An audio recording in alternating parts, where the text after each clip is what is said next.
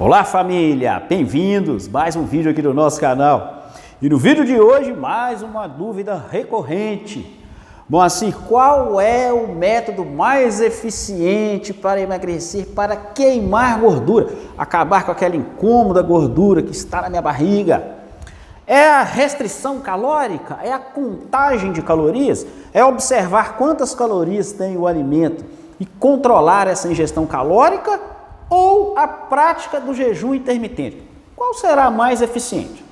Bom, no vídeo de hoje, eu quero trazer para vocês os prós e os contras de cada uma dessas ferramentas e como você pode se beneficiar para ter realmente um resultado, primeiro, animador e segundo, sustentável. Não é inscrito no canal ainda? Pessoal, eu vivo falando, é de graça, não paga nada. Basta clicar aqui no botãozinho assinar canal e não se esquecer de marcar o sininho para receber as notificações dos meus vídeos novos. Não deixe também, claro, de compartilhar esse vídeo e dar um like, dar um joinha. É só um cliquezinho aí, não custa nada. Bom, pessoal, existem várias ferramentas, várias metodologias de emagrecimento. E deixar muito claro logo no início do vídeo que não é uma estratégia isolada que vai fazer com que você emagreça. Primeiro, de forma rápida e segundo, de forma sustentável. Porque o processo de ganho de peso é um processo complexo e que levou muitos anos. Você não engordou do dia para a noite. Isso levou anos para acontecer. E o emagrecimento é igualmente complexo. Então, é necessário várias intervenções para que você tenha um emagrecimento rápido e sustentável. Porque muitas pessoas também conseguem emagrecer, mas logo voltam a ganhar peso. Então, é um sistema complexo. Então, nós vamos analisar aqui duas ferramentas isoladas e volto a insistir. Ferramentas isoladas não são suficientes para um emagrecimento rápido. Mas qual será a ferramenta mais eficiente? Bom, vamos falar primeiro da restrição calórica, da contagem de calorias. O que é isso, Moacir? Talvez seja o método mais difundido, mais utilizado no mundo afora. A maioria dos nutricionistas, alguns nutricionistas utilizam esse método conhecido como déficit calórico, que a princípio parece fazer muito sentido. Ora, muito simples, é uma questão matemática. Você precisa gastar mais calorias do que ingere. Se você ingere 1.800 calorias e gasta 1.700 calorias, está tendo uma sobra de calorias. E essa sobra vai ser armazenada na forma de gordura. Se você tem um déficit calórico, que é o que muitos pregam, você vai emagrecer. Por quê? Você gasta 2.000 calorias. Ingere 1.600 calorias, tem um déficit de 400 calorias, você vai emagrecer. A sua reserva de gordura será utilizada para gerar calorias. Faz muito sentido, não faz? Sim. Infelizmente, não funciona a longo prazo. Por que, Moacir, não funciona a longo prazo? Bom, por várias razões. Mas a questão mais importante é um processo fisiológico conhecido como homeostasia. O que é homeostasia, moça? Significa que se você abaixa o seu gasto calórico, com o passar do tempo, num primeiro momento, sim, você tem uma perda de peso. Todos os métodos, por mais ruins que eles sejam, eles têm uma perda de peso inicial, você tem uma perda de peso com déficit calórico, mas lá pelas tantas, o seu metabolismo basal diminui exatamente pelo processo de homeostasia. O que é isso?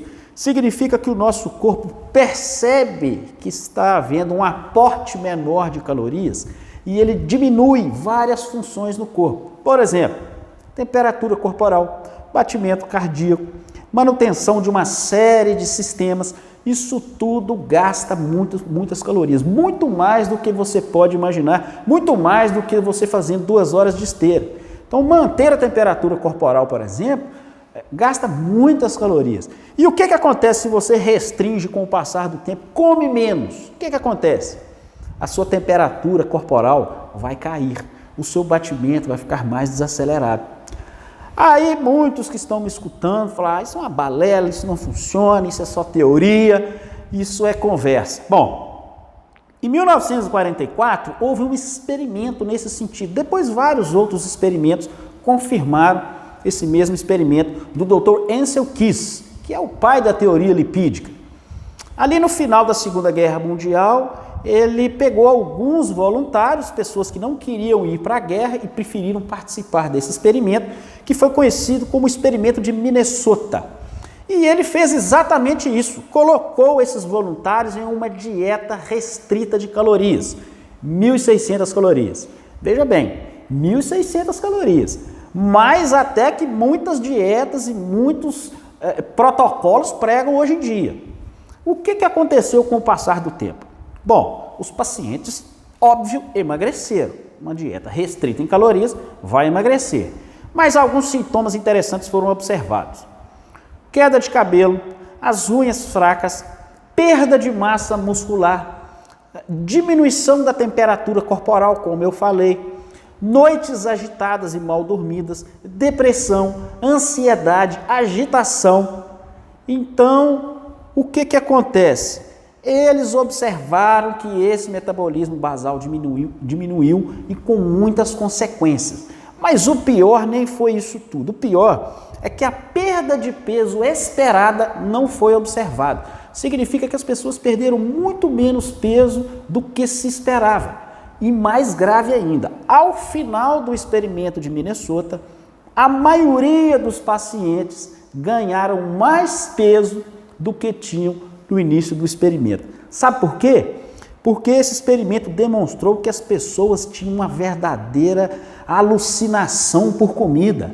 Os pacientes pensavam em comida o tempo todo, porque eles ficavam com a restrição de alimentos. Isso gerou uma compulsão alimentar nesses pacientes.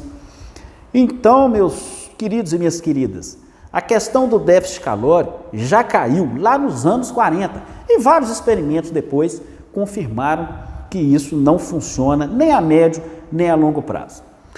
Agora falando do jejum intermitente, que é uma prática que está sendo muito largamente utilizada hoje em dia. Muitos podem falar, Moacir, mas o jejum não vai ter a mesma questão, a homeostasia não vai funcionar da mesma forma?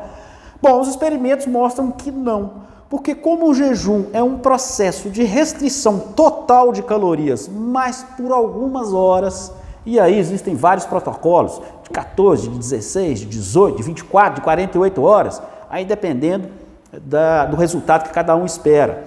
Então, com o jejum não se observa isso, porque depois de algumas horas, esse jejum é quebrado e há um processo alimentar normal sem a restrição calórica. Essa é a diferença mais importante do jejum para a restrição de calorias. No jejum não há contagem de calorias, não há uma restrição calórica. É simplesmente uma prática de não se alimentar por determinado período. E essa prática se demonstrou que ajuda na regularização de muitos hormônios que nas pessoas obesas estão desregulados.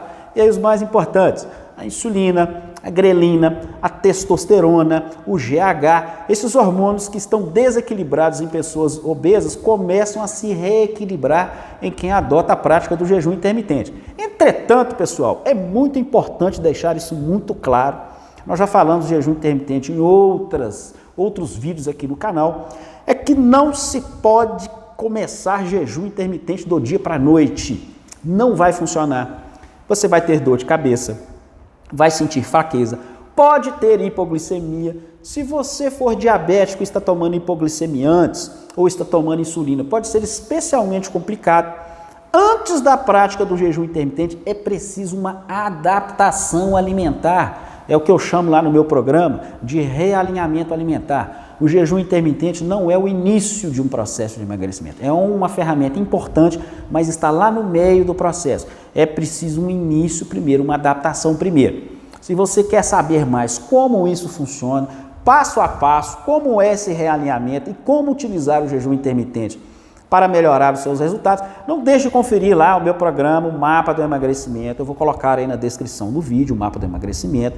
Milhares de pessoas estão conseguindo emagrecer rápido e, mais importante, emagrecer de forma definitiva. Ok, pessoal? Espero que essas informações tenham sido úteis para você. Espero que tenha servido para você comparar uma ferramenta e outra. Não deixe de compartilhar esse vídeo e eu espero vocês na nossa próxima conversa, pessoal. Até lá!